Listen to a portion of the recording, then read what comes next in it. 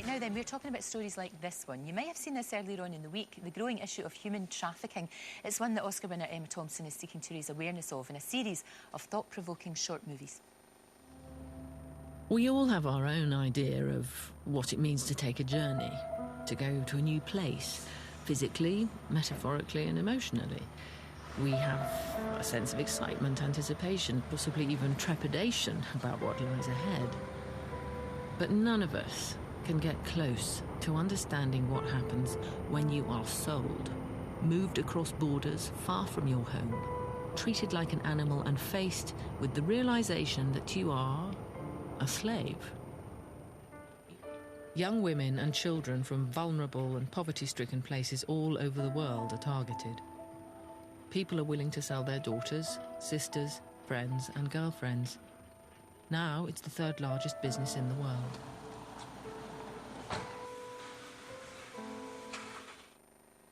Well, Emma's here now, along with musician Phil Knight. He's behind a new CD that's released next week to promote awareness of this issue. It's great to see both of you, it really is.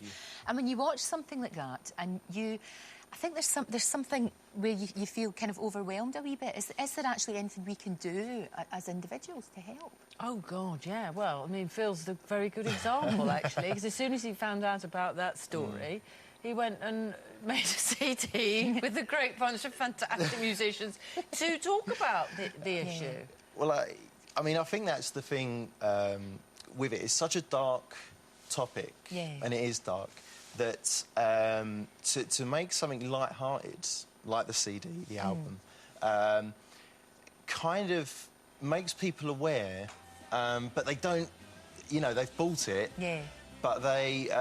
I mean, like this, it makes you feel good. Right, yeah, and it's not pushing it in your face and making you feel overwhelmed. That's not the way to do it. You have to tell one story, one person, and say, is this something you want to be happening in the world? This is what you can do. You can either get behind this organisation, you can, you know, if you're someone, for instance, who pays for sex, do you pay someone who speaks your own language, who speaks English, for instance? Do you think that person might be, you know, have been brought here against their will?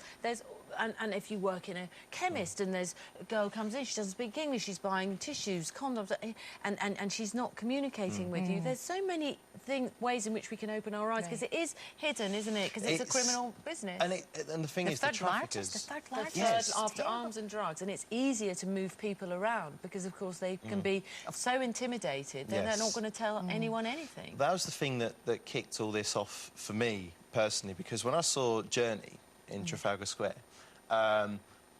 it really struck me, and there was one scene in there which was a bedroom, and the smell of this room and stuff like that, and we all know what it's like to be at home in your room. It's your comfy place, it's your, you know, sanctuary, and to turn that into a place of torture is just ridiculous. You know, you can't imagine that. And I remember that night I got home, I couldn't eat dinner, I was really, really sick about it. And there was an episode of Murphy's Law Room, just to rub salt into the wound, and it was one where he was investigating people trafficking. And there was a scene, this girl was led into this room, and, you know, there was newspaper on the bed, she was thrown in there, and she was only... Just like an animal? Yeah, just like an animal. And bless her, she was trying to organise the room a little bit, so it was, like, homely for her. And then the guy just come in and had his way and left her alone. And that's what kicked it off for me. As a normal... I'm such a normal guy.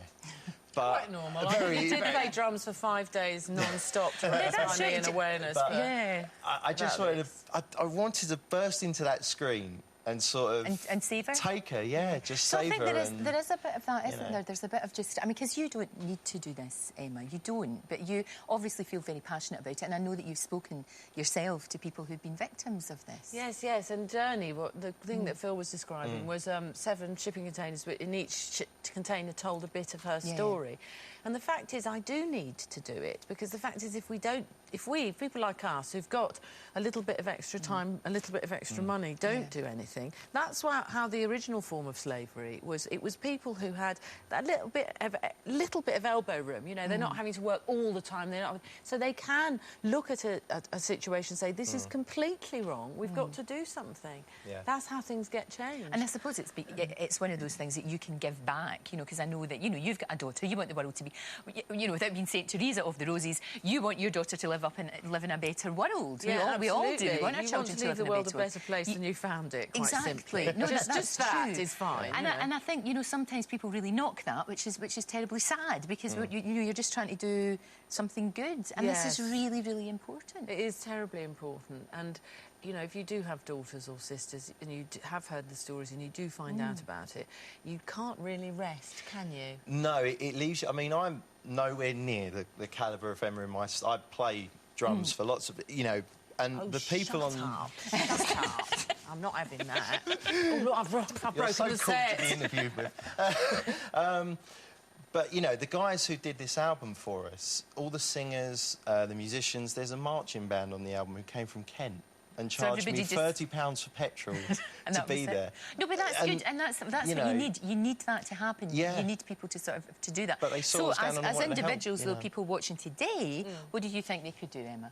Anybody well, watching I today? mean, go onto the website. The Helen Bamber Foundation I'm chair of that, and on that website you'll find stories, because I think the first thing you need to do is find out about it. Yeah. It's no good saying, well, there's a bad thing happening, do something now. Yes.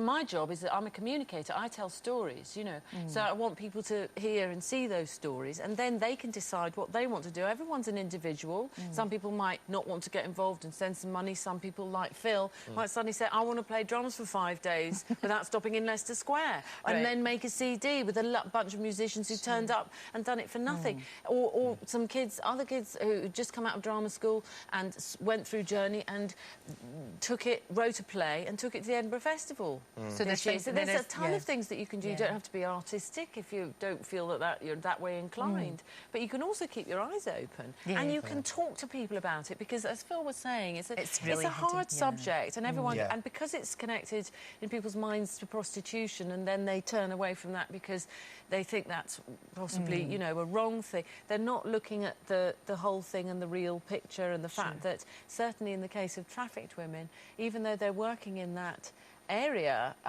they have been forced into it. There's nothing, to me, more perverse and dark.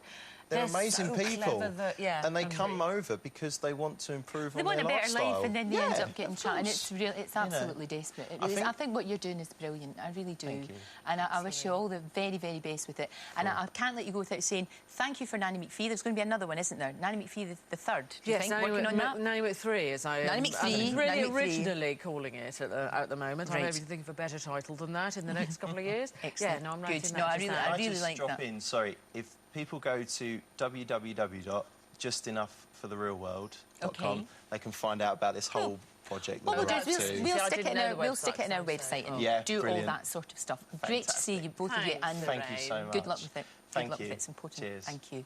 Still to come this morning, Martin St. Lewis is standing by to help save you money.